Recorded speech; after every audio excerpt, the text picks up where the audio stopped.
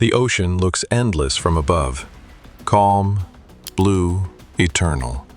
But beneath the waves of the South Pacific, there's a silence that hides screams. 4 men float in open water. Their hands cling desperately to splintered wood, the remains of a ship that no longer floats. And then, a gunshot. One of them jerks, then goes still. Laughter echoes from a nearby vessel. A voice in Mandarin shouts, "Shoot him! Shoot him again!" Another shot. The camera shakes, held by someone who isn't horrified, but entertained. This isn't a movie, it's real. And the footage, nearly 6 minutes long, would emerge from a forgotten cell phone found on a bus in Fiji.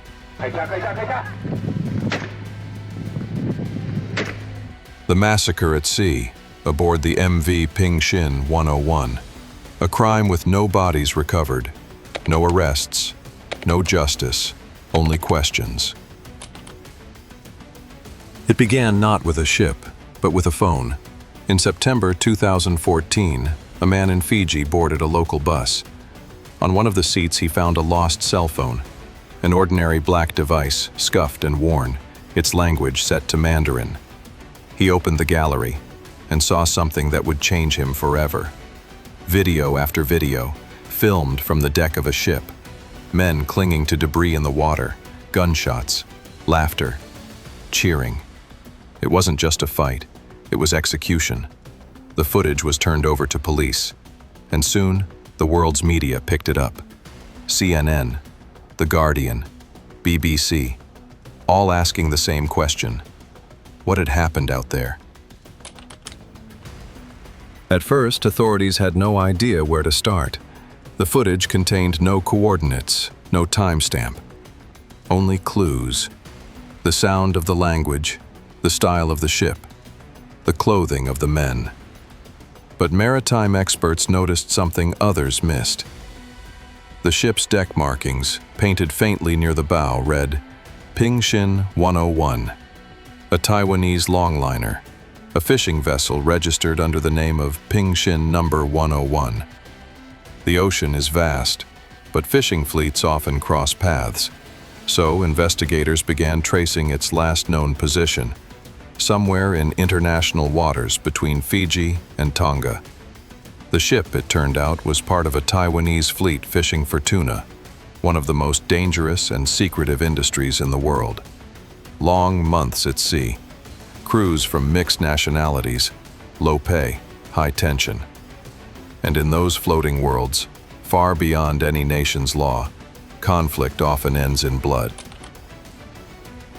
The footage itself, just over 6 minutes long, plays out like a nightmare. There are at least 4 men in the water, spread apart by a few meters. They are shirtless, exhausted, barely treading water. From the deck of a large fishing vessel, voices shout commands in Mandarin. The men in the water look up, pleading, confused. Then, gunfire. You can hear the bullets splash into the sea before they hit. One man's body jerks, his arm falling limp over a piece of floating debris. Laughter erupts. Someone says, "Good shot! Right in the head!" Another voice responds, "Who's next?" The camera pans. In the background, other crew members smile, leaning casually against the rail, as if watching a game. Then, silence. Only the sound of waves. The men in the water. Gone. At the end, the phone's owner, the cameraman, takes a selfie. He smiles. The ocean behind him glistens under the sun. The sea that now hides bodies no one would ever find. In the weeks that followed, Taiwanese authorities traced the Ping Shin 101. It had returned to port quietly. Its crew, mostly men from mainland China and Indonesia. The captain, Taiwanese. When questioned, no one claimed responsibility. Each man insisted he hadn't pulled the trigger. No one confessed to filming. No one even admitted it happened aboard their vessel. But forensic video analysis told a different story. The deck matched the Ping Shin 101. So did the placement of the winches, the railings, the cabin markings. Still, the question remained: who were the men in the water? Some experts speculated they were pirates, that the Ping Shin 101 had been attacked and the crew was defending themselves. Others disagreed. The victims, they said, wore no weapons, no gear. Their hands were empty, and their expressions, pure terror, not aggression. It looked less like defense and more like revenge.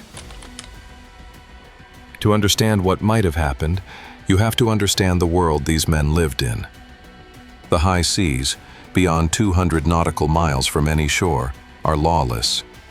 No single country has jurisdiction, and that means crimes committed there often vanish without trace. Fishing fleets operate in these waters for months, even years. Crews from China, Indonesia, the Philippines, Vietnam, all thrown together in grueling, dangerous conditions. Fights break out, mutinies happen. Sometimes, people disappear. In 2012, 2 years before the Ping Shin massacre, the Environmental Justice Foundation documented dozens of similar cases. Crews beaten, men thrown overboard, disputes settled with violence. One investigator described these ships as floating prisons.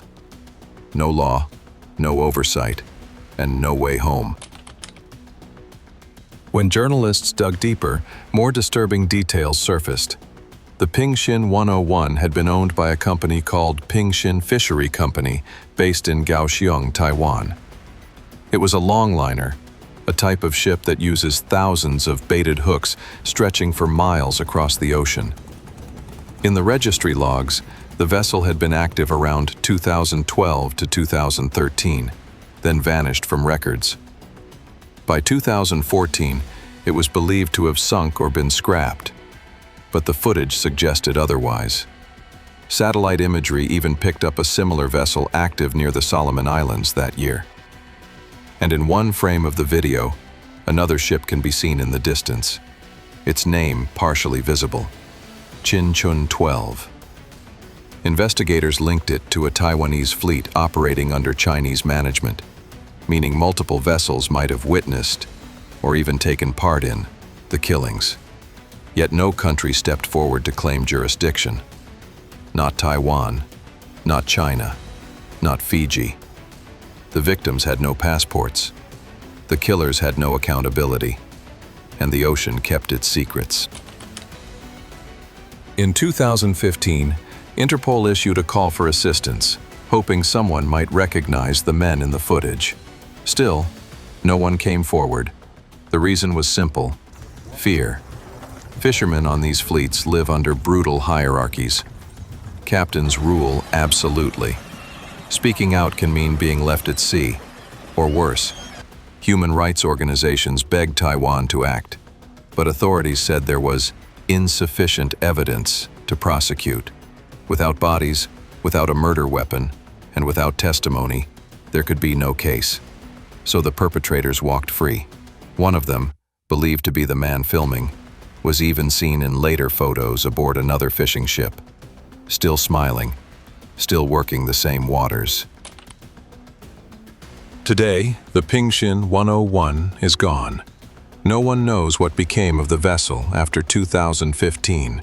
Some say it was renamed, repainted, reflagged under another country, a common trick in the fishing world.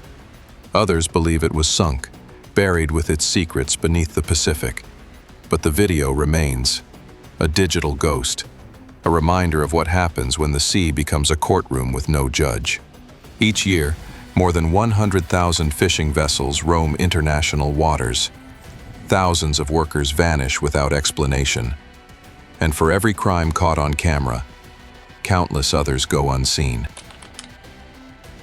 What haunts most who've seen the footage isn't just the violence. It's the laughter, that chilling detachment. The men who pulled the trigger didn't see people, they saw targets. And in their laughter we hear something deeper, the sound of dehumanization. Somewhere, families never learned what happened to their sons, brothers, fathers. Their names never made it to headlines, their faces never found. The ocean simply erased them, but their story, through that shaky phone camera, refuses to drown. The Ping Shin massacre was not an isolated event. It was a mirror, reflecting an industry that thrives in the shadows. Billions of dollars of seafood flow through ports every year, yet the people who harvest it often live like slaves. Trafficking, violence, murder. In 2017, the New York Times reported on multiple crews that spoke of men beaten to death at sea, tossed overboard, their names erased from the logbooks. No arrests, no investigations, just missing at sea. The Ping Shin footage forced the world to confront that truth, for a brief moment. But then, the waves closed again. There's something about the ocean. Its beauty hides its cruelty. It swallows everything: ships, secrets, sins. When that phone was found on a bus in Fiji, it carried more than a video. It carried evidence of how far humanity can drift when no one is watching. The sea stretches endlessly, but justice stops at the shore.